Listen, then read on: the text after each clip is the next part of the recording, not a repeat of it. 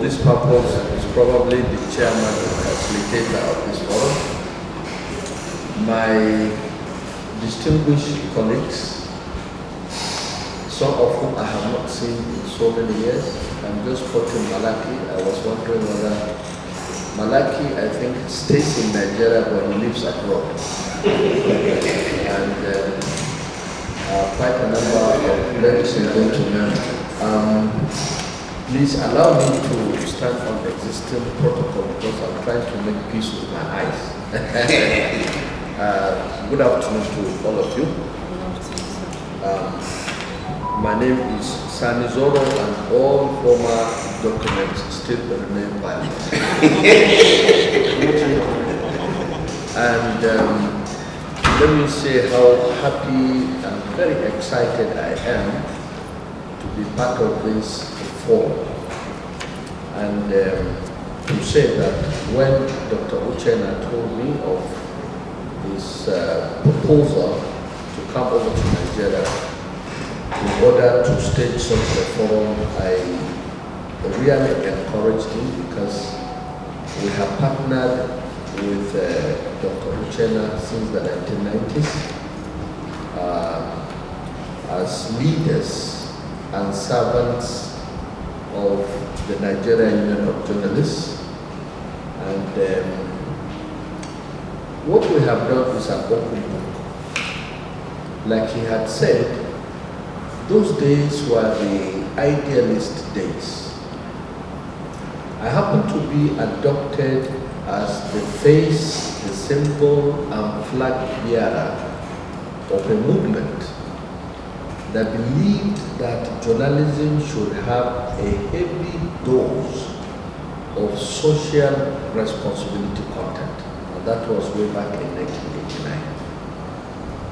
The following year, 1990, our movement or group of concerned journalists across media organizations all over the country were lucky to come to power, and I emerged as the national president of the Nigerian Union of Journalists.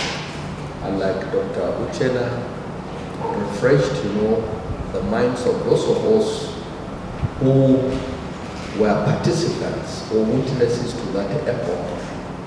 Our slogan during the campaign was for a socially relevant Nigerian Union of Journalists. Socially relevant NUJ. What did we mean? We were of the opinion that journalism and journalism actors should not remain neutral in so many aspects of life. We should be partisanly pro-people. We should be socially relevant when it comes to issues that affect the lives and livelihoods of the citizens of Nigeria.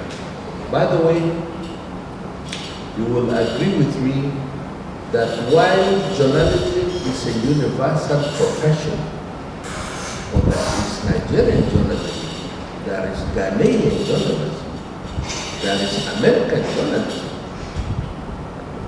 Every country has its own journalism that is premised on its history, its preferences, its priorities, its circumstances, and so on. And there will be so many examples if there will be time to share this with you. Now, let me say that I have tried, since I have seen this topic, I have tried to find out if there are any traces of peace journalism in Nigeria. And I'm afraid I cannot lay my hands on any. Is there any peace journalism in the content of Nigerian media, whether of the traditional or new media? I mean, the digital or the press or the electronic media as we have it? I cannot see it. What do I mean by peace journalism? Or rather, I mean traces or the coverage that will portray this aspect, this concept of peace journalism. Now, journalism, what the media does is to try and transport the events that are prevailing at a particular time and in real time to the public through news coverage as well as commentaries. Now, in doing so, as you know more than I do, some of the media platforms, or the majority of the media platforms, especially now that we are in the digital era, we convey message, we convey images of the happenings so that you can see what is happening in real life, including civil conflicts and wars. On Saturday, Sudan erupted. There is now an ongoing or an emergent civil war between two factions of its army. The main land army and what they call the rapid response force. I am sure you are conversant, with this emergent story. Now, what is supposed to be the role of the journalists as well as the media in Sudan? The role of the media is to convey what is emerging, as tragic as it is, but as objectively as possible. And we have seen how the skies of Khartoum have been lighted up by bombs. We have seen the military planes encircling and dropping bombs. We have seen all the kinetic equipment, that are operated, not only in Khartoum, but in Ombudsman, as well as so many other parts of Sudan. Now, these activities of the media in conveying these images, this news of what is happening to their society, as well as commentaries by actors, partisans, as well as other citizens of Sudan or anywhere there are such conflicts, is what is referred to as the mediatization of conflicts in political communication. Now, mediatization of conflicts is how the media is unconsciously brought into the conflict itself. It becomes part of the conflict in a partisan manner. Professionally, as it discharges its work, it becomes partisan. And I give you a typical example. When the Gulf War was fought, for the first time CNN was invited to cover the story, and we now have the definition of embeds. That is, journalists that were embedded with troops. And these journalists were on board the military ships, helicopters, and so on that went to cover the war. You will not expect journalists that were embedded with American troops to report against American troops. It's not possible, because they were being aided and facilitated by these troops, and it is actually what the American troops give to them, because they are not in a position to cross over to Iraq, hear about what the Iraqis said, and so on and so forth. And this is what has happened or is happening everywhere, and that is what drags journalists and the media into conflicts unconsciously.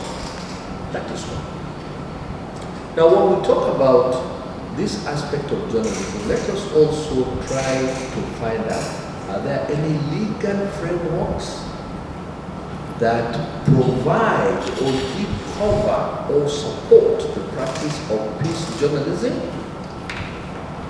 Yes and no. Let me attempt to give you the ones that I can remember, and I'm sure you will update me, because if I quote the year, I'm sure some of you are tempted to say, oh, this is an ancient practitioner. All these are there. You know, he was Dinosaur. also dinosaur. Exactly.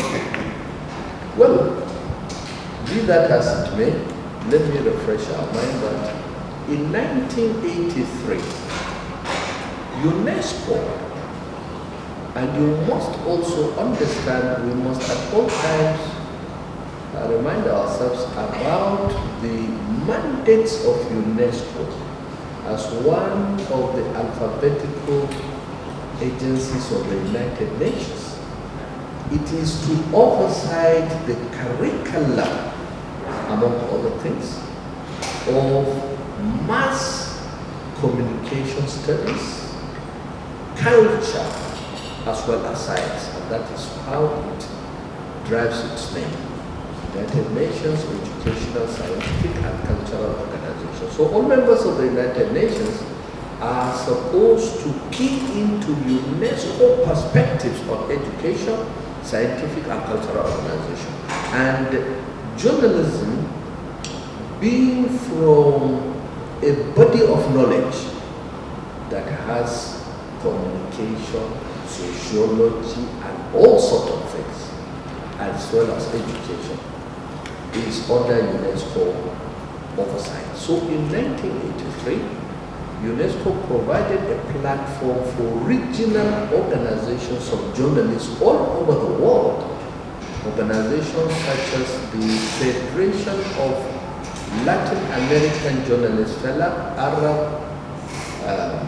Federation of Journalists, Asian Federation of what have you, all over the world. And they sat down in Prague, the present-day Czech Republic, and came out or drafted or crafted what they call international principles of ethical practice in journalism.